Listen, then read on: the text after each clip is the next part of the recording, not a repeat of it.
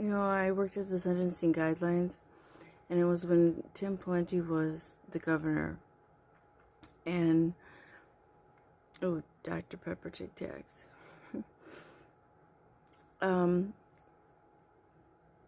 He had created the sex offender grid, or the Minnesota Sentencing Guidelines did, to hold sex offenders accountable to a different degree, not based off of the current grid that was established.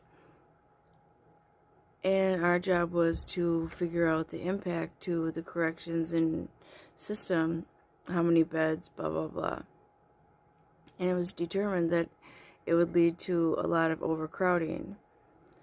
However, that was years down the road, not when Tim Pawlenty was going to be governor. So, it was agreed and everything went through. Now, that is stuff that just happens, and Donald Trump is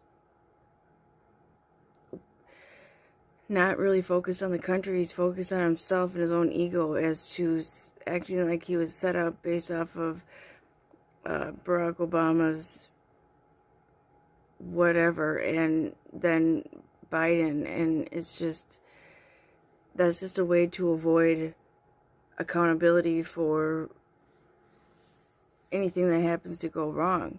Because if there was any issues, you could have fixed them in between your presidency, your first presidency before Biden.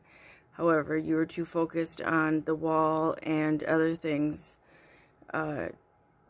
to end the election, and not, again, putting the country first. And that's, and now you get all of this oil, and now oil prices have increased. Why? When you just got all of this oil.